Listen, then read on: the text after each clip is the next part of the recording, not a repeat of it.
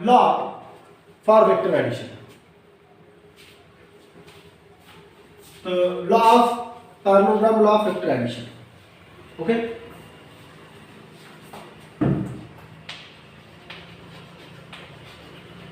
Parallelogram, law of vector addition. तो दूसरा आपण लॉ घेणार आहे parallelogram law of vector addition. Okay, this law is also used to add two vectors. So this law is used to add two vectors. तर यामध्ये पहिला point काय येत आहे की this is the another geometrical method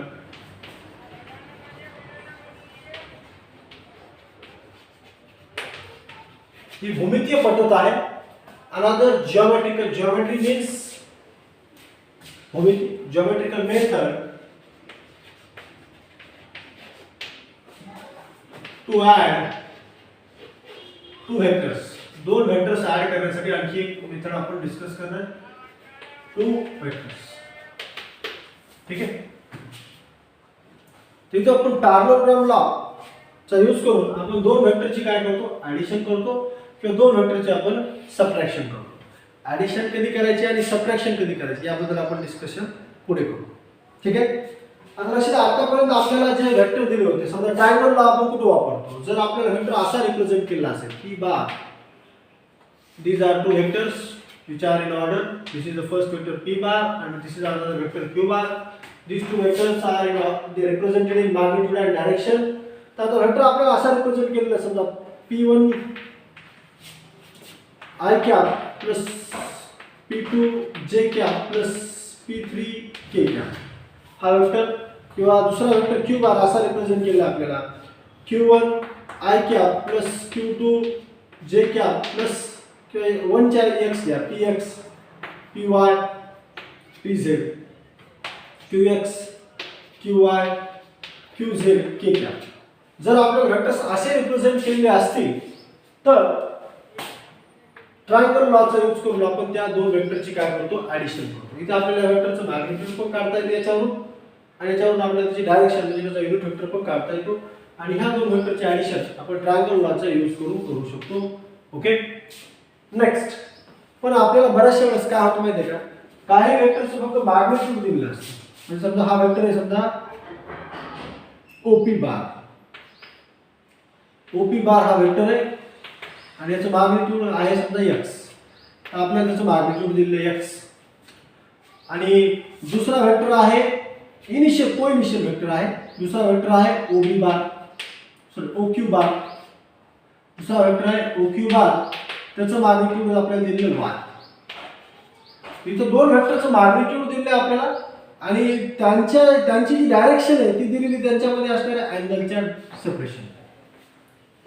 इथं त्या दोन वेक्टरची डायरेक्शन एक वेक्टर इकडे डायरेक्ट आहे एक इकडे डायरेक्ट आहे तर दोघांची डायरेक्शन किती अँगलला सेपरेट झाली ठीक आहे एवढ्या अँगलला सेपरेट झाली. ओके. इथं दोन्ही वेक्टरचं मॅग्निट्यूड दिलंय आणि त्यांची डायरेक्शन कशा रिप्रेझेंट केली आहे angle of separation. Angle of separation म्हणजे काय तर त्यांची डायरेक्शन किती अँगलला सेपरेट झालेली आहे. इथे जी डायरेक्शन आहे ती रिप्रेझेंट केली आहे त्याच्या अँगल ऑफ सेपरेशन. तर अशा केसमध्ये अशा दोन वेक्टरची ऍडिशन कशी करायची. ओके. तर त्यासाठी आपण आज डिस्कस करणार कोणता law parallelogram law of vector addition. म्हणजे आपल्याला दोन वेक्टरचं मॅग्निट्यूड दिलंय आणि त्या दोन वेक्टर मधला काय दिलं आपल्याला अँगल एक दिलेला आहे. हा अँगल काय सांगतो की त्या दोन वेक्टरची डायरेक्शन किती अँगलला सेपरेट झालेली आहे. ओके. इथे मॅग्निट्यूड आणि त्याची अँगल ऑफ सेपरेशनला काय दाखवलेली डायरेक्शन दाखवलेली आहे. ठीक आहे. तर अशा दोन वेक्टरची ऍडिशन आपल्याला पॅरललोग्राम लॉ ऑफ वेक्टर ऍडिशन करता येते. जर वेक्टर असे रिप्रेझेंट केले असतील तर आपण त्यांची ऍडिशन ट्रायंगल लॉचा यूज करून देखील करू शकतो. ठीक आहे. So this parallelogram law of vector addition is another geometrical method. ही दुसरी एक भूमितीय पद्धत आहे दोन वेक्टरची ऍडिशन करण्याची. ठीक आहे. ठीक आहे. दूसरी मेथड आहे add two vector quantities. एक मिनिट.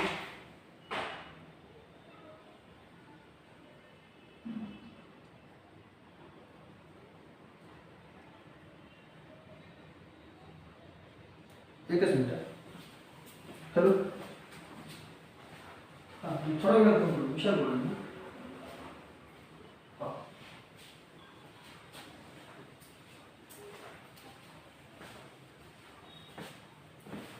ठीक आहे. जर वेक्टर असे रिप्रेझेंट केले असतील तर आपण त्याची ॲडिशन ट्रायंगल लॉ किंवा parallelogram law sorry polygon law of vector ॲडिशनचा यूज करून करू शकतो. पण इथे आपल्याला दोन वेक्टर कसे दिले, दोन्ही वेक्टर कोइनिशियल वेक्टर आहेत, इन ऑर्डर नाही. लक्ष द्या. हा ओपी बार वेक्टर याचा स्टार्टिंग पॉइंट आणि ओक्यू बार वेक्टर या दोन्ही वेक्टरचा स्टार्टिंग पॉइंट हा सेम आहे. ओके.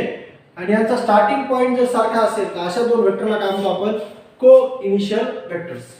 तर इथे त्या दोन्ही वेक्टरचा स्टार्टिंग पॉइंट हा ओ पॉइंट आहे आणि या दोन ओपी बार आणि ओक्यू बार वेक्टरला काय म्हणतो आपण, को इनिशियल वेक्टर्स. इथे वेक्टर इन ऑर्डर नाही. हा ट्रायंगल लॉ मध्ये वेक्टर इन ऑर्डर दिलेले असतात तर त्यांची आपण ॲडिशन ट्रायंगल लॉने करू शकतो, ट्रायंगल लॉचा यूज करून करू शकतो.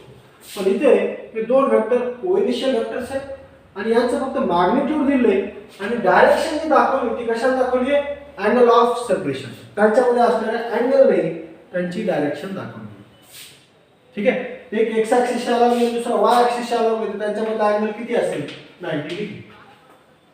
ओके. ठीक आहे. लक्ष द्या. एक वेक्टर आहे समजा ओपी बार. ओपी बार तो एक्स ॲक्सिसला लावले आणि दुसरा वेक्टर आहे ओक्यू बार वाय ॲक्सिसला लावले तर ऑब्वियसली त्यांच्यात अँगल काय असेल, 90 डिग्री असेल. किंवा त्यापेक्षा कमी आहे. समजा एक वेक्टर आहे असा दाखवले समजा एक्स वाय ॲक्सिस आणि ही एक्स ॲक्सिस. समजा हा वेक्टर ओक्यू आणि हा वेक्टर ओपी. ओके. हे दोन वेक्टर किती अँगल सेपरेट झाले, थीटा एवढा अँगल सेपरेट झाले. ओके. तर इथं आपल्या दोघांचं मॅग्निट्यूड दिलेलं आहे आणि डायरेक्शन कशात दाखवली, अँगल ऑफ सेपरेशन. हा किती अँगलने इकडे डायरेक्टेड आहे किंवा हा वेक्टर किती अँगलने इकडे डायरेक्टेड आहे हे आपल्याला त्याच्या अँगल ऑफ सेपरेशन दाखवलं. ठीक आहे. तर अशा केसमध्ये या दोन वेक्टरची ॲडिशन कशी करायची, तर या दोन वेक्टरची ॲडिशन आपण करू शकतो कशाचा यूज करून, पॅरलोग्राम लॉ ऑफ वेक्टर ॲडिशनचा यूज करू. ठीक आहे. तर parallelogram law of vector addition त्याचं स्टेटमेंट काय आपण अगोदर डिस्कस करू. ठीक आहे. लक्ष द्या.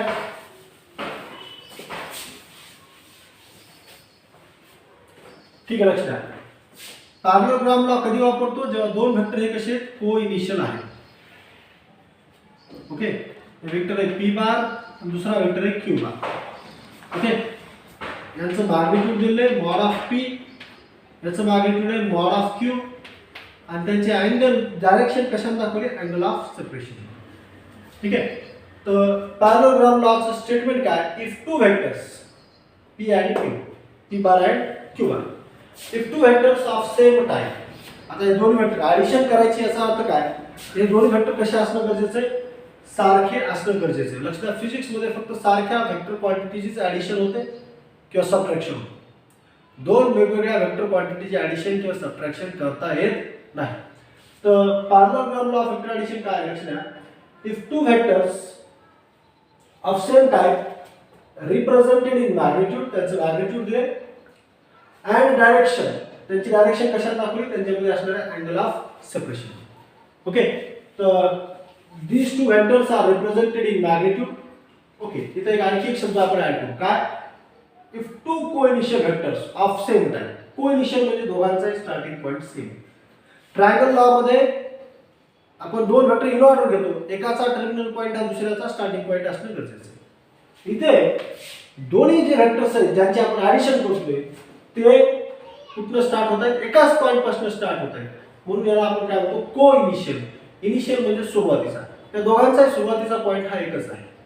ठीक आहे. तर इथे आपण दोन वेक्टर घेतले, कोइनिशियल वेक्टर आहे ते. ओके. रिप्रेझेंटेड इन मॅग्निट्यूड, त्यांचं मॅग्निट्यूड दिले आणि त्याची डायरेक्शन कशात दाखवली, अँगल ऑफ सेपरेशन थीटाला दाखवली. थीटा हा त्याच्यामधला काय अँगल आहे. तर दोघांची डायरेक्शन 45 डिग्रीने सेपरेट झाली, दोघांची डायरेक्शन 30 डिग्रीने सेपरेट झाली, दोघांची डायरेक्शन 15 डिग्रीने सेपरेट झाली. तर हे कशामुळे कळेल, त्यांची डायरेक्शन कितीने सेपरेट झालेली हे त्याच्यावर कशावर दाखवतात त्याच्यामध्ये असणाऱ्या अँगलवर. ठीक आहे. So here two vectors, two coinitial vectors of same type, सारख्या टाइपचे दोन वेक्टर्स आहेत, कोइनिशियल आहेत, रिप्रेझेंटेड इन मॅग्निट्यूड, त्यांचं मॅग्निट्यूड दिले, आणि डायरेक्शन कशात दाखवले, अँगल ऑफ सेपरेशन. तर देन द रिझल्टंट, मग हे दोन वेक्टरचं जे रिझल्टंट असेल ही त्या पॅरलेलोग्रामची काय असेल, diagonal of the parallelogram represent the resultant of this two. या दोन वेक्टरची काय असेल, रिझल्टंट असेल, आणि ते रिझल्टंट कशाच्या बरोबर असेल, p बार प्लस q बार. ओके. आणि हा जो रिझल्टंट आहे हा तिथूनच स्टार्ट होतोय ज्या ठिकाणाहून हे दोन वेक्टर स्टार्ट होत आहेत. दोन वेक्टर्स स्टार्ट होतात. आता याला फिजिक्सच्या भाषेत बघू. ठीक आहे, लक्षात द्या, स्टेटमेंट समजलंय. इफ टू वेक्टर्स, मी अगोदर एक स्टेटमेंट लिहिलं, if two co-initial vectors of same type, दोन सारख्या प्रकारचे को-इनिशियल, दोघांचाही इनिशियल पॉइंट सारखा आहे. Okay. Represented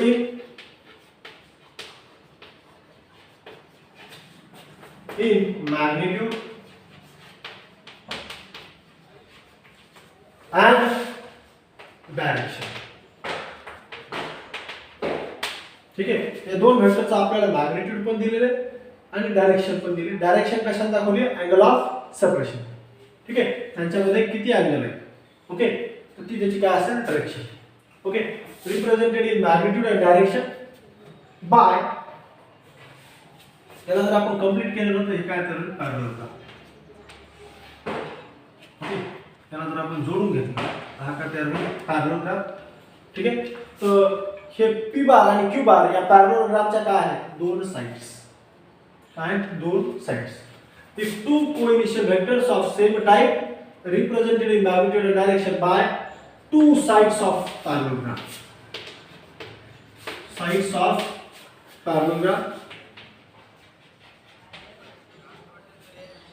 gram. Okay. Okay. Then the resultant, मग त्यांचा resultant, then their resultant represented in magnitude and direction. इथून या रिझल्टंटने इथं तयार केलेला जो अँगल असेल, अल्फा म्हणा, किंवा या क्यू बार सोबत तयार केलेला अँगल असेल, बीटा म्हणा, हे अँगल त्या रिझल्टंटची काय सांगतो, डायरेक्शन. ठीक आहे. So resultant is represented in magnitude and direction by, ही काय असेल त्या डायगोनलची, असेल पॅरलेलोग्रामची काय असेल, ही diagonal, by diagonal of parallelogram,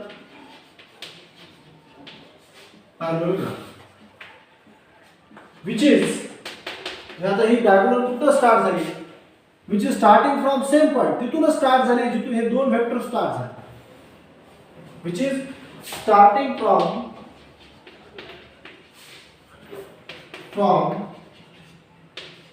same point, from two vectors starts.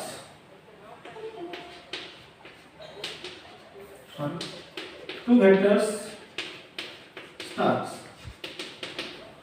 ज्या ठिकाणाहून हे दोन वेक्टर स्टार्ट झाले त्याच ठिकाणी हा डायगोनल पण स्टार्ट झाला असेल, आणि हा डायगोनल या दोन वेक्टरचा काय असेल, रिझल्ट. आता याला समजून घेऊ आपण थोडंसं आपल्या फिजिकल लँग्वेज मध्ये. हा समजा एक बॉक्स आहे किंवा एक बॉडी आहे. Let us consider this is a body, and या बॉडीवर मी दोन फोर्स अप्लाय करतो. एक फोर्स या दिशेने अप्लाय करतो 5 न्यूटन फोर्स, आणि दुसरा फोर्स मी या दिशेने अप्लाय करतो 5 न्यूटन फोर्स. ओके. ते दोन फोर्स आहेत. ओके. एक फोर्स मी या दिशेने अप्लाय करतोय, एक्स ॲक्सिसला 5 न्यूटन. दुसरा फोर्स मी त्याच बॉडीवर अप्लाय करतोय वाय ॲक्सिसच्या. ओके, एक बॉडी आहे, तिला आपण दोन दोऱ्या बांधल्यात समजा. एक दोरी एका व्यक्तीच्या हातात दिली, तो फोर्स अप्लाय करतो एक्स ॲक्सिसच्या. दुसरी दोरी आपण एका व्यक्तीच्या हातात दिली आणि तो वाय ॲक्सिसच्या लावून त्या बॉडीवर फोर्स अप्लाय करतो. म्हणजे दोन फोर्स आता. ठीक आहे, मॅग्निट्यूड मी इथं दोन्ही घेतलं, सारखं घेतलं, काय हरकत नाही. तर इथं ह्या दोन फोर्सेस या बॉडीवर अप्लाय होत आहेत. तर बॉडी कुठे जाईल? एक्स ॲक्सिसच्या लावून जाईल का वाय ॲक्सिसच्या लावून जाईल? लक्ष द्या, मी एक क्वेश्चन तुम्हाला विचारतोय. एक बॉडी आहे, त्या बॉडीवर आपण दोन फोर्सेस अप्लाय करतोय. एक फोर्स एक्स ॲक्सिसच्या मागे अप्लाय करतोय 5 न्यूटन, तितकाच फोर्स आपण वाय ॲक्सिसच्या मागे अप्लाय करतोय. मला सांगा आता याच्यामध्ये अँगल किती आहे? सरळ सरळ या दोन फोर्सेस मध्ये अँगल किती किती हा 90. म्हणजे दोन फोर्सची डायरेक्शन किती अँगलने सेपरेट झाली? 90 एवढ्या अँगलने सेपरेट झालेली. मला सांगा ही बॉडी कुठे जाईल? एक्स ॲक्सिसच्या लावून जाईल का वाय ॲक्सिसच्या लावून जाईल? कुठे जाईल? या बॉडीची मोशन कशी होईल?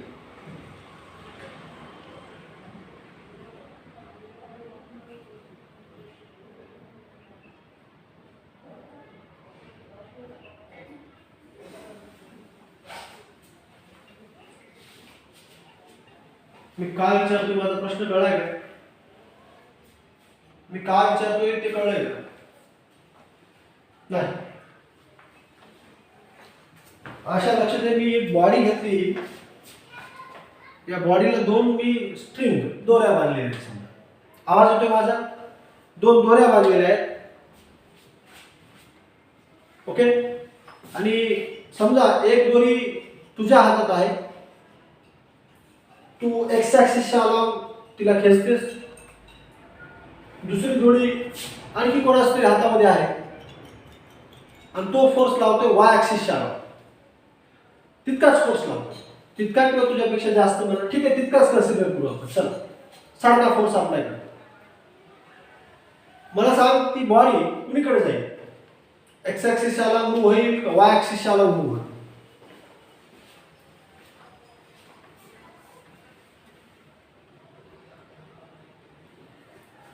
प्लीज कमेंट पास करू नका आणि कोणाचे नाव घेऊ नका.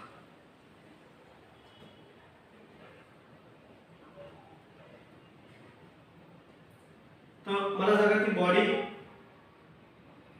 कोणत्या दिशेने जाईल? फोर्स अप्लाय केल्यानंतर बॉडी मोशनवर जाईल, स्थिर राहील. अरे मीरा, आपण सारखे दोन फोर्स अपोजिट अप्लाय केले, असे अप्लाय केले. समजा ही बॉडी आहे, एक इकडे फोर्स अप्लाय करतोय 5 न्यूटन आणि तितकाच फोर्स इकडे अप्लाय करतोय 5 न्यूटन. त्या केसमध्ये ही बॉडी स्थिर राहील ना? दोन्ही फोर्सची डायरेक्शन अपोजिट आहे ना. दोघांमध्ये अँगल किती? 180 आहे.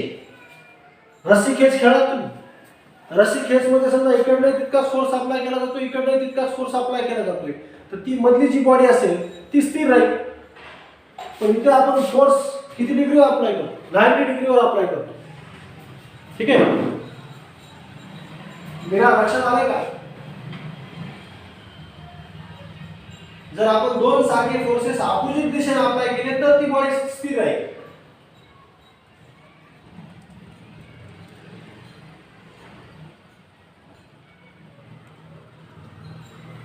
अरे सरळ सरळ आहे.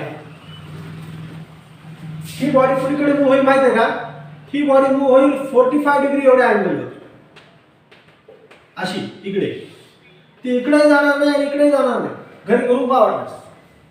ती एक्स ॲक्सिसच्या लावून पण जाणार नाही, ती वाय ॲक्सिसच्या लावून पण जाणार नाही. ती एक्स वाय प्लेन मध्ये अशी मोशन करेल. म्हणजे या दोन फोर्सचा रिझल्टंट फोर्स कुणीकडे आपला आला? इकडे.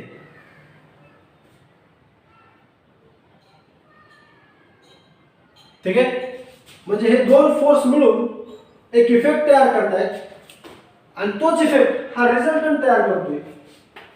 ओके, तर ही जी असेल ती त्या बॉडीची मोशनची डायरेक्शन असेल.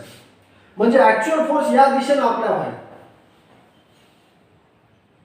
ठीक आहे, जो फोर्स अप्लाय व्हायला तो बॉडीवर, तो वाय ॲक्सिसच्या लावून पण अप्लाय होत नाही आणि एक्स ॲक्सिसच्या लावून पण अप्लाय होत नाही. तो कोणत्या ॲक्सिस? या अशा या लाईनच्या लावून अप्लाय. म्हणजे ही जी डायगोनल असेल ही या दोन फोर्सची काय असेल रिझल्टंट. समजलंय का मी काय सांगतोय तर? ती बॉडी त्या एक्स वाय प्लेन मधून मूव्ह होईल. ओके, कळलंय का? बाकीचे ओके, चला रिपीट करतो. लक्ष द्या, काय करतोय आपण, एका बॉडीवर आपण फोर्स अप्लाय करतोय. एक 5 Newton force me x axis ला अप्लाय केला. ओके, आणि दुसरा 5 न्यूटन फोर्स वाय ऍक्सिस ला अप्लाय केला.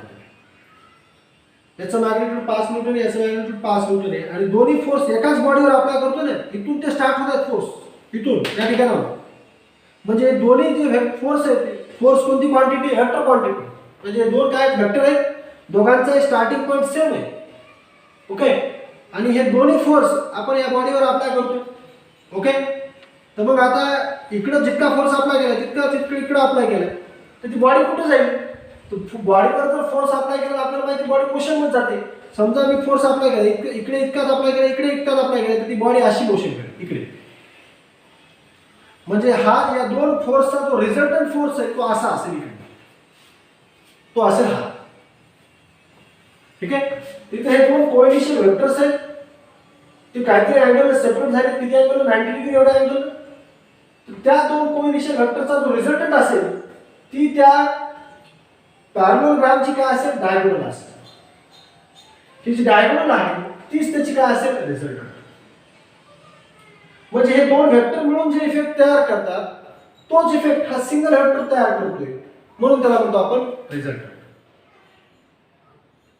ओके, समजले? लक्षात आले? तर रिझल्टंट फोर्स कोणत्या दिशेने अप्लाय होतो? या दिशेने अप्लाय होतो, म्हणून बॉडीची मोशन इकडे होते. ओके, म्हणजे या दोन फोर्सचा रिझल्टंट हा असतो. ओके, तर हा रिझल्टंट किती असेल? रिझल्टंट इज इक्वल टू पहिला फोर्स प्लस दुसरा फोर्स, दोन वेक्टरची काय करतो आपण? बेरीज करतो.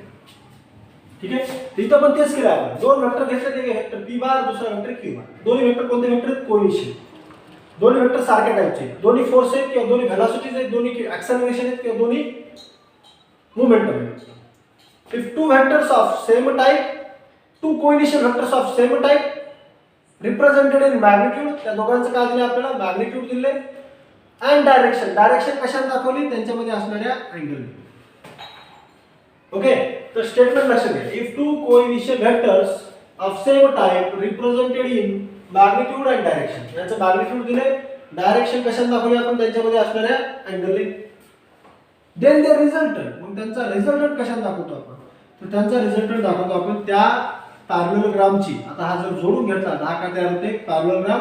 तर या पॅरॅललोग्रामची जी डायगोनल असेल ती या दोन वेक्टरची काय असेल? रिझल्टंट असेल. ओके, आणि हा रिझल्टंट वेक्टर कुठून स्टार्ट होणार? त्याच ठिकाणाहून स्टार्ट होतोय जिथनं हे दोन वेक्टर स्टार्ट झाले, p बार आणि q बार. समजले स्टेटमेंट? स्टेटमेंट समजले का? इफ टू कोइनिशियल वेक्टर, दोन सारखे, इफ टू कोइनिशियल वेक्टर म्हणजे दोघांचा स्टार्टिंग पॉइंट सारखा आहे आणि हे वेक्टर कसे सारख्या प्रकारचे आहेत, म्हणजे दोन्ही एक तर फोर्स आहेत, दोन्ही एक तर व्हेलॉसिटीज आहेत, दोन्ही एक तर ऍक्सेलरेशन आहे. Two coinitial vectors of same type represented in magnitude, त्यांचं मॅग्निट्यूड दिले. आणि डायरेक्शन कशाने दाखवली? त्यांच्यामध्ये असणारे angle of separation by two sides of parallelogram. पॅरॅललोग्रामच्या या दोन काय आहेत? साइड्स आहेत, हे दोन coinitial vectors. Then the resultant, मग या दोघांचा रिझल्टंट कशाने दाखवला जातो? त्याची जी डायगोनल असेल त्या पॅरॅललोग्रामची, ती डायगोनल ह्या दोन वेक्टरचा काय असेल? रिझल्टंट असेल. ओके, आणि हा रिझल्टंट कुठून स्टार्ट होते? तिथनं स्टार्ट होतोय जिथून हे दोन वेक्टर स्टार्ट होतात. This is the statement of parallelogram law of vector addition. तर पॅरॅललोग्राम लॉ ऑफ वेक्टर ऍडिशनचं काय आहे? स्टेटमेंट आहे. ठीक आहे, तर इकडे बघा अंजली, आपण इथं काय करतोय? असं याचंच आपण डेमॉन्स्ट्रेशन केलं. मी काय केलं, एक समजा एक बॉडी घेतली आहे आणि त्या बॉडीवर मी दोन फोर्स अप्लाय करतो. आता फोर्स कोणती? Quantity vector. ओके, एक 5 न्यूटन फोर्स एक्स ऍक्सिसला आला, 5 न्यूटन फोर्स वाय ऍक्सिसला आला, तितकाच फोर्स अप्लाय केला, सारखा फोर्स या बॉडीवर अप्लाय केला. तर ही बॉडी कुठे जाईल? तर फोर्स अप्लाय केला तर बॉडी मोशन मध्ये जाईल, न्यूटनच्या रूल्सनुसार, नियमानुसार. काय? every body is in a state of rest or is in a state of motion until applying external force. ठीक आहे. इथे मीराने जे सांगितलं होतं की बॉडी स्थिर राहील. बॉडी स्थिर कधी राहील? जेव्हा बॉडीवर अप्लाय होणारा फोर्स 0 असेल. लक्ष द्या. एक फोर्स इकडे अप्लाय करतोय 5 मीटर आणि दुसरा फोर्स इकडे अप्लाय करतोय तर -5. दोघांची बेरीज केली तर किती? 0.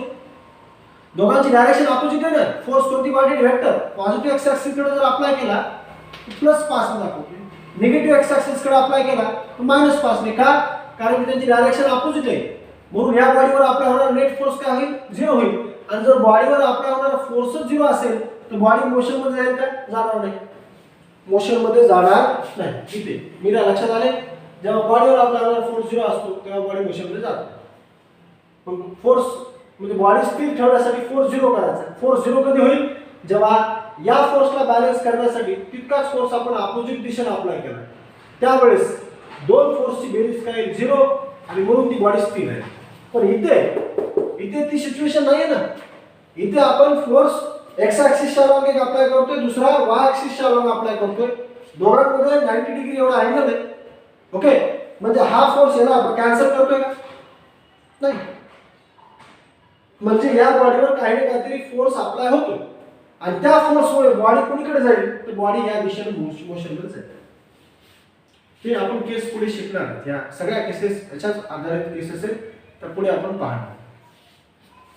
तर बॉडी या दोन फोर्सचा जो रिझल्टंट असेल तो असेल हा इकडे रिझल्टंट फोर्स. इकडे या दिशेने मूव्ह करायला लागेल. ओके, आणि हा रिझल्टंट कुठून स्टार्ट करायचा? तिथनं स्टार्ट करायचा जिथं हे दोन फोर्सेस आपण अप्लाय करतो. समजलंय? ते समजलंय का? पॅरॅललोग्राम लॉ ऑफ वेक्टर ऍडिशन समजलंय का? स्टेटमेंट समजलंय का? एकदा सांगा बरं प्लीज. प्लीज एकदा स्टेटमेंट समजलंय का? एकदा सांगा.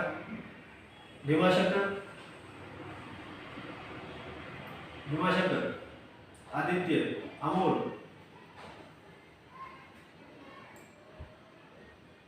ओमकार, शुभम. ठीक.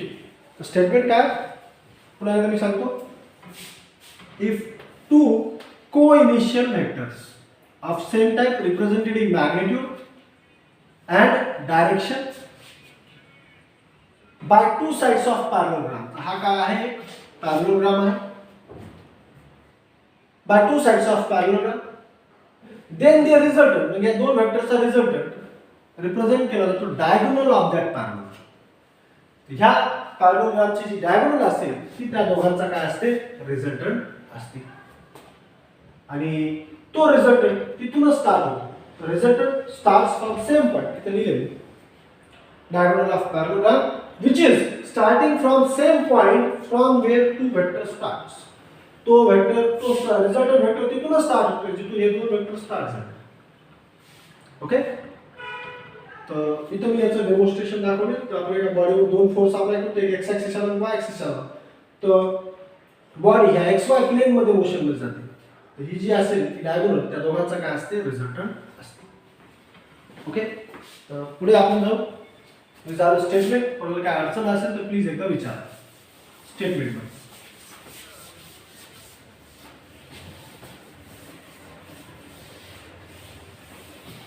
स्टेटमेंट मध्ये प्लीज कोणाला काय अडचण असेल तर एकदा विचारा. आहे का अडचण?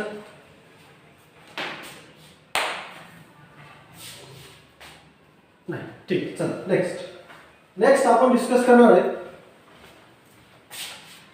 मग आता त्या रिझल्टंटचं मॅग्निट्यूड किती?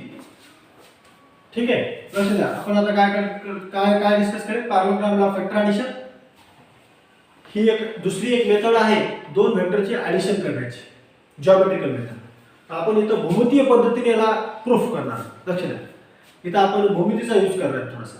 आता तुम्हाला भूमितीमध्ये माहिती आहे, तुम्हाला रचना करावी लागते, थोडीशी कन्स्ट्रक्शन करावं लागतं, नंतर तुम्हाला त्याचं प्रूफ देखील करावं लागतं. ठीक आहे, तिथं काही तुम्हाला नियम वापरावे लागतात, पायथागोरस थेरम वगैरे हे थेरम्स तुम्हाला तिथं वापरावे लागतात. आपण तेच इथं करणार आहे. ठीक आहे, आपण कन्सिडर करू. Consider to vectors of consider two co-initial vectors of same type. This is vector p bar and this is another vector q bar. Okay, starting from same point. Okay, and these two vectors represent the two sides of parallelogram. तर आपण इथं दोन vectors आहेत आणि या दोन वेक्टरची जी resultant असेल ती असेल या पॅरलोग्रामची diagonal. So this diagonal is resultant of this two vectors p bar plus q bar. पण इथे आपण काही कन्स्ट्रक्शन करणार प्रूफ करण्यासाठी आपल्याला काय करायचं, रिझल्टंटचं मॅग्निट्यूड काढायचं. आपल्याला रिझल्टंट वेक्टरचं काय करायचं, मॅग्निट्यूड.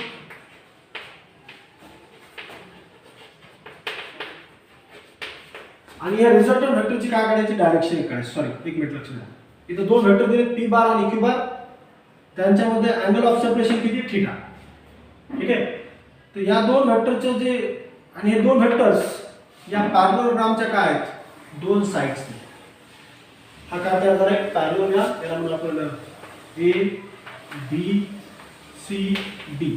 हा A B C D parallelogram जो आहे याच्या दोन साइड्स आहेत, हे दोन वेक्टर p बार आणि q बार. या दोघांचं आपल्याला मॅग्निट्यूड दिलेले, मॉड ऑफ p, दुसऱ्याचं मॉड ऑफ q.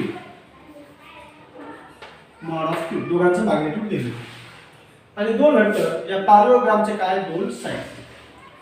ह्या पॅरलोग्रामची जी डायगोनल असते ना, ती डायगोनल मध्ये या दोघांची काय असते, रिझल्ट. तर रिझल्टंट किती असते, तर p बार प्लस q बार. आता इथं सरळ बेरीज नाही करायची. इथं p बार प्लस q बार केले याचा अर्थ सरळ सरळ रिझल्टंट यांच्या दोघांच्या मॅग्निट्यूडच्या ॲडिशनच्या बरोबर असेल असं नाही, आपल्याला ते काढायचं. तर आपल्याला रिझल्टंटचं मॅग्निट्यूड हे काढायचं. आणि या रिझल्टंटची डायरेक्शन इथं कशात दाखवली पुस्तकामध्ये, अल्फा इथे घेतलं, गामा किंवा इथं असं आणखी कशात दाखवली, बीटा. अल्फा किंवा बीटा या दोन अँगल दाखवले, अल्फा आणि बीटा.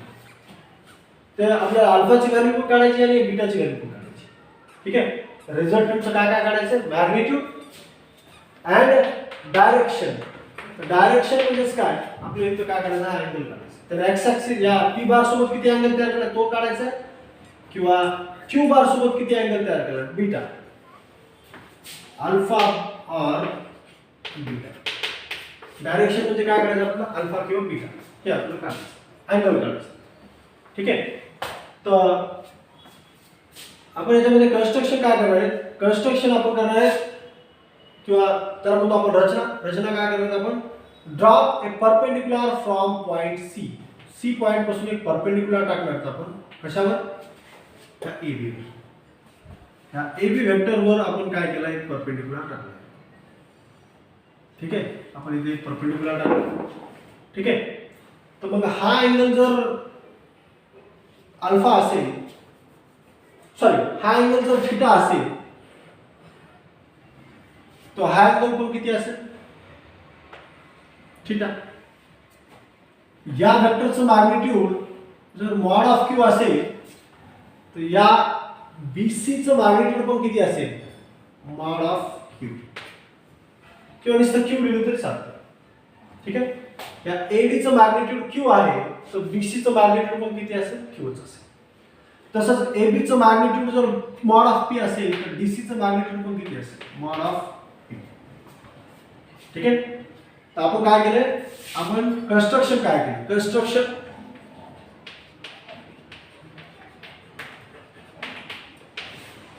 रचना काय केली, ड्रॉप ए परपेंडिक्युलर. आपल्याला काय काय काढायचं लक्ष द्या, त्या रिझल्टंट वेक्टरचं मॅग्निट्यूड काढायचं. रिझल्टंट वेक्टरचं मॅग्निट्यूड कशा डिपेंड असतं ते काढायचं. आणखी काय करायचं, रिझल्टंट वेक्टरची डायरेक्शन म्हणजे त्या रिझल्टंट वेक्टरनं p बार सोबत किती अँगल तयार केलाय आणि q बार सोबत किती अँगल तयार केलाय, ते दोन्ही आपल्याला काढायचे. तर त्यासाठी आपण काय करतोय, आपण काय केलंय, एक परपेंडिक्युलर ड्रॉप केला या C पॉइंट पासून. ठीक आहे. So drop a perpendicular from point C, from point C on AB, on AB, which meet at point, या पॉइंटला आपण नाव देऊ समजा, which meet at point X, sorry याला नाव देऊ M, which meet at point M.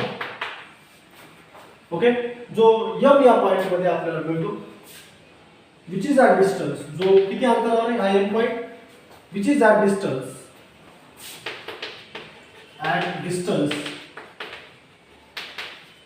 x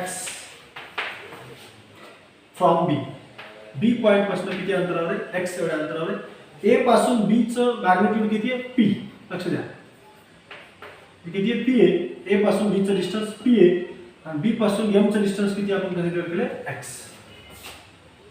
x from B. B point पासून किती अंतरावर आहे, x. काय केलं लक्षात आलं, कन्स्ट्रक्शन आपण C पॉइंट पासून परपेंडिक्युलर टाकलाय कशावर, AB वर. AB वर आपण एक परपेंडिक्युलर टाकलाय तर आपल्याला कोणता पॉइंट मिळाला, M पॉइंट मिळाला. M पॉइंट B पॉइंट पासून किती अंतरावर आहे, x. ठीक आहे, A पॉइंट आणि B पॉइंट याच्यामधलं अंतर किती आहे, P, किंवा त्याचं मॅग्निट्यूड किती P, आणि A आणि D याचं मॅग्निट्यूड Q आहे. ठीक आहे, तर तसंच B आणि C याचं मॅग्निट्यूड पण किती असेल, Q असेल. ओके, हे तुम्हाला डायग्राम म्हणून लक्षात ठेवा. ठीक आहे, तर आपल्याला कशाचं मॅग्निट्यूड काढायचं लक्षात आलं ना, ह्या रिझल्टंट वेक्टरचं मॅग्निट्यूड काढायचं. तर आपण कन्स्ट्रक्शन करून घेतलं. ओके, आता प्रूफ कडे जाऊ. आपल्याला काय करायचं, या रिझल्टंट वेक्टरचं काय करायचं, मॅग्निट्यूड, या r चं मॅग्निट्यूड काढायचं. या r रिझल्टंट वेक्टरचं मॅग्निट्यूड कशावर डिपेंड असते हे पाहायचं. तर प्रूफ साठी आपण कन्सिडर करू या फिगर वरून, फ्रॉम फिगर कन्सिडर ट्रायंगल. कोणता ट्रायंगल घेऊ, right angle triangle AMC.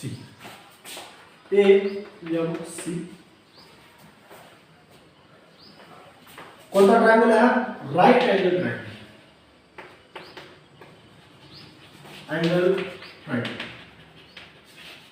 Angle triangle आहे कारण हा अँगल किती असेल, 90 डिग्री. बरोबर आहे. तर AMC हा कोणता अँगल आहे, राइट अँगल ट्रायंगल. ओके, आणि जर राइट अँगल ट्रायंगल असेल तर त्याला आपण कोणता थेरम अप्लाय करू शकतो, पायथागोरस थेरम. ओके, हा अँगल जर राइट अँगल ट्रायंगल असेल त्याला आपण पायथागोरस थेरम अप्लाय करू शकतो. पायथागोरस थेरम काय, base square plus height square equals to hypotenuse square. एक मिनिट, ठीक आहे, चला काढून घ्या. Base square plus height square equals to hypotenuse square. तर आपल्याला हे AC काढायचं ना, तर कर्ण वर्ग बरोबर पाया वर्ग AM प्लस उंची वर्ग MC CM. कर्ण वर्ग बरोबर पाया वर्ग बरोबर अधिक उंची वर्ग. तर आपल्याला पायाची लांबी माहिती आहे, पायाचं मॅग्निट्यूड किती आहे, P प्लस x. हे तर माहिती आहे आपल्याला, टोटल किती आहे, P प्लस x. A पासून B चं मॅग्निट्यूड P आहे आणि B पासून M चं मॅग्निट्यूड x आहे. फक्त आपल्याला हाईट माहिती नाही, हाईट आपल्याला काढायची. हाईट कशी काढणार, तर हा अँगल जेवढा असेल तेवढाच अँगल हा असेल. ओके, हा अँगल जर थीटा, या P आणि Q मधला अँगल जर थीटा असेल तर ही पण काय Q आहे, ही पण काय P, यांच्यामधला अँगल पण किती असेल, थीटाच असेल. ओके, आणि हा अँगल आपल्याला दिलेला आहे. तर आपल्याला हाईट काढायची आहे, तर या अँगलचा काय घेऊ आपण, साइन. ठीक आहे, सो साइन थीटा कन्सिडर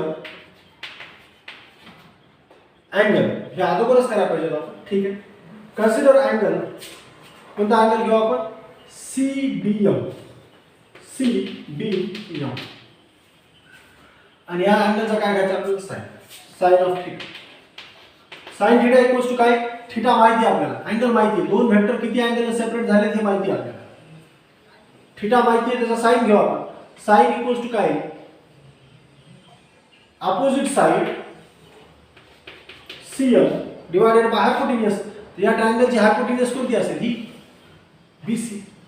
आणि BC म्हणजेच काय, आपल्याला मॅग्निट्यूड माहिती आहे BC चं किती आहे, Q. ठीक आहे, म्हणजे याच्यावर आपल्याला काय मिळेल, CM मिळेल. तर CM ची व्हॅल्यू किती येईल, CM इक्वल्स टू येईल BC चं मॅग्निट्यूड किती, Q आहे.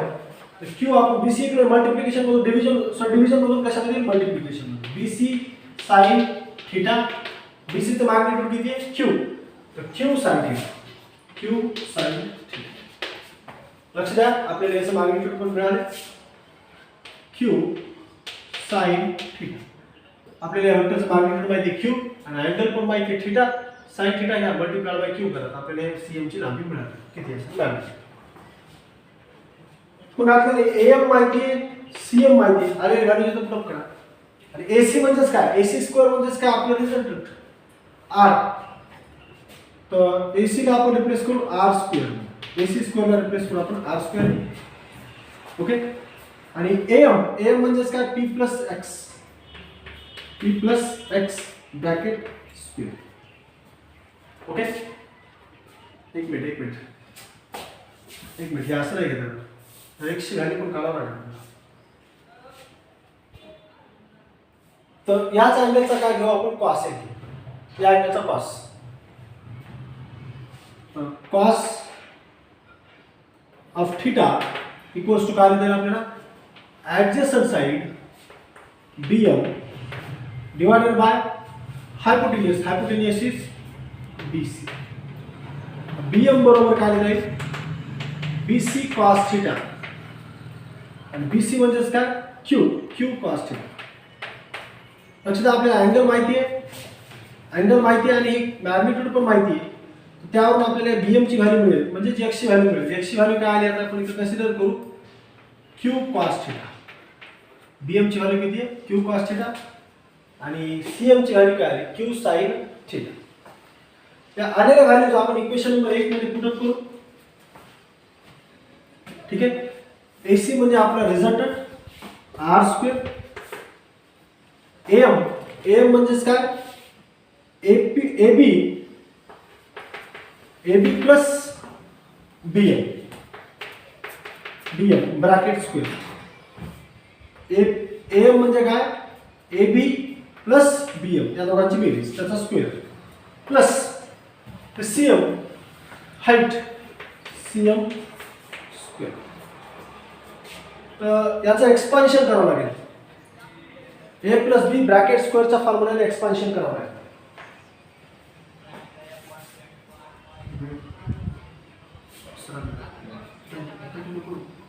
एक लक्ष द्या, आपण कालचा पिरियड आपला थोडा मिस झालेला, आपण आज कंटिन्यू करू. सर नाहीये. ओके. तर आपण थोडा पिरियड घेतला चालेल 10-15 मिनिटं.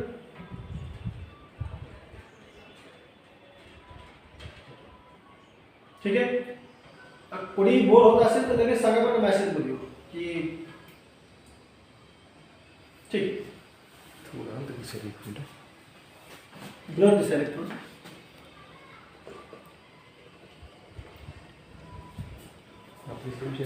बरं ठीक आहे, लक्षात आहे. मी थोडंसं गडबडीत सांगत होतो कारण की आपला पिरियड थोडा संपत आला होता. मला वाटलं पिरियड संपत आला काही, त्यामुळे मी थोडीशी गडबड केली होती. मी आता पुन्हा एकदा व्यवस्थित प्रूफ इथून मी थोडंसं पुन्हा एकदा रिपीट करतो. ठीक आहे, चालेल का? चालेल का? काय म्हणतोस? हां नाही म्हणतो आहे आहे कधी 12वीचा नाही फक्त 11वीचा रेग्युलर. ठीक आहे, तुमचा पिरियड आहे बायोलॉजीचा, फक्त 12वीचा पिरियड नाहीये, तर त्यामुळे तो वेळ आपल्याला मिळाला. आपण एक 10-15 मिनिटं घेऊ आणि याचा प्रूफ एकदा पाहू, नंतर आपण थांबू. ठीक आहे, आपल्याला अर्धवट सोडता येणार नाही, मी फास्ट घेतो त्यामुळे. पण आपल्याला 10-15 मिनिटं जर दिले तर आपण याला पुन्हा एकदा व्यवस्थित रिपीट करू. चालेल का? एकदा मला मेसेजमध्ये सांगा. ठीक आहे, तर मी इथून पुन्हा एकदा रिपीट करतो प्रूफ पासून.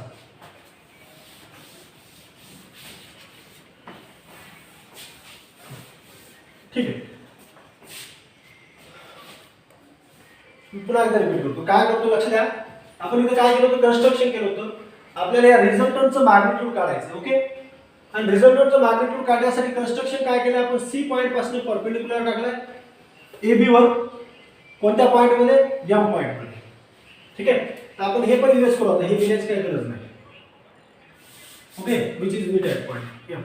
या पॉईंट एम, या एबी ला तो एम पॉईंट मध्ये इंटरसेक्ट करतोय, दुभाजतोय. या एबी लाईनला तो एम पॉईंटला काय करतो, इंटरसेक्ट करतो. तर आपल्याला इथं काय करायचं माहिती आहे का, ह्या सीएम ची आणि ह्या BM ची व्हॅल्यू काढायची, या दोघांची व्हॅल्यू काढायची, CM आणि BM ची. ठीक आहे. तर हे करण्यासाठी आपण काय करू, फिगरवरून काय दिसते तुम्हाला हा, तर हा अँगल जेवढा असेल तेवढाच अँगल हा पण असेल. ओके. थिटाची व्हॅल्यू आपल्याला माहिती आहे, मी या पॅरलोग्राम लॉच्या सुरुवातीला सांगतो, आपल्याला दोन व्हेक्टर मधला अँगल माहिती म्हणजे थिटा आपल्याला माहिती आणि या दोन्ही व्हेक्टरचं मॅग्निट्यूड पण माहिती. मग हा व्हेक्टर जर Q असेल तर याची लांबी पण किती असेल, Q असेल. तर हे आपल्याला माहिती आहे, Q माहिती आहे आणि या दोघांमधला अँगल पण माहिती. ठीक आहे. तर आपण इथं आणखी काय करणार आहे, ह्या CM ची अगोदर आणि BM ची व्हॅल्यू काढून घेणार. त्यासाठी आपण अँगल कन्सिडर प्रूफ मध्ये आता proof from figure consider angle, कोणता अँगल घ्यायचा, CBM. तर ह्या अँगलचा एकदा काय घ्यायचा आपल्याला, कॉस घ्यायचा आहे आणि एकदा साइन घ्यायचा. साइन घेतला की आपल्याला CM ची व्हॅल्यू मिळते आणि कॉस घेतला की आपल्याला कशाची व्हॅल्यू मिळते, BM ची. ठीक आहे.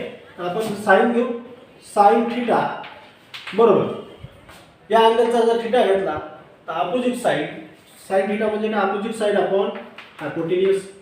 या ट्रायंगलची अपोजिट साइड, या अँगलच्या हायपोटेन्यूज काय असेल, तो BC. तर यावरून CM बरोबर काय तर आपल्याला CM बरोबर लिहिता येईल BC sin थिटा. म्हणजे CM ची व्हॅल्यू किती आली, तर BC is parallel with AD चं मॅग्निट्यूड किती, Q आहे, याचं मॅग्निट्यूड पण किती, Q. तर Q आणि sin थिटा. आपल्याला अँगल माहिती आहे, त्याचा साइन घ्या, मल्टिप्लाय बाय Q, त्या वेक्टरचं मॅग्निट्यूड पण माहिती आहे, हे मल्टिप्लिकेशन केलं तर आपल्याला कशाची व्हॅल्यू मिळेल, CM ची. ठीक आहे. CM ची व्हॅल्यू मिळाली, इथं ठेवून घेऊ आपण Q sin थिटा, CM ची व्हॅल्यू.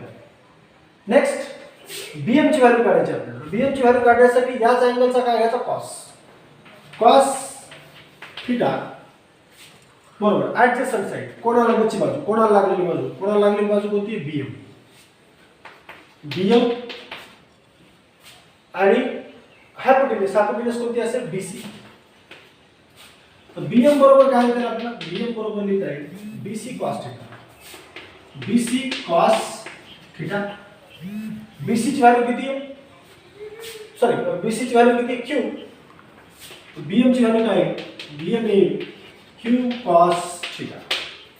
BM मिळाला आपल्याला, CM मिळाला, दोन्ही मिळाले, Q cos थिटा. आता next consider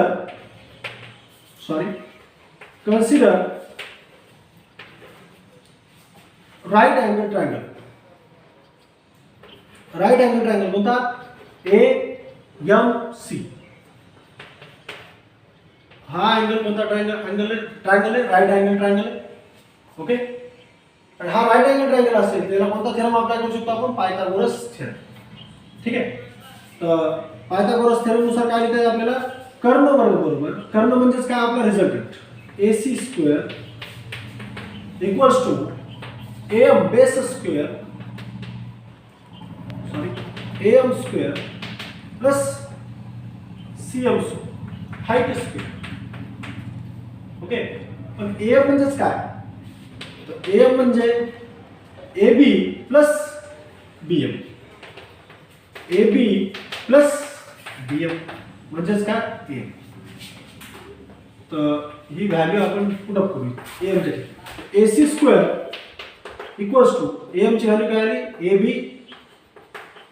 plus BM bracket square plus CM square.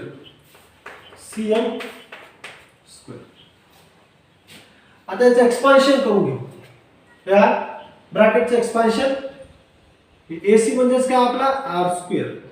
ठीक आहे. Equals to AB² plus BM²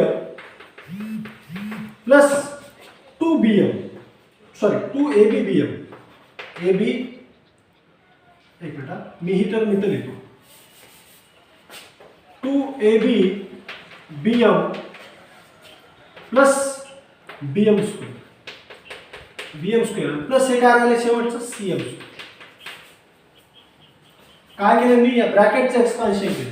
A plus B bracket square, A plus B bracket स्क्वेअरचा फॉर्म्युला काय, A square plus 2AB plus B square, AB square plus 2AB BM plus BM square plus हे राहिलेलं CM square. Okay. आता हे जर दोन पाहिले आपण BM आणि CM, तर ह्या CBM हा किंवा सॉरी लक्षात CMB हा पण कोणता ट्रायंगल आहे, CMB हा ट्रायंगल कोणता ट्रायंगल आहे, फिगर वरून तुमच्या लक्षात आलं CMB हा ट्रायंगल कोणता ट्रायंगल आहे. CMB हा ट्रायंगल कोणता ट्रायंगल आहे.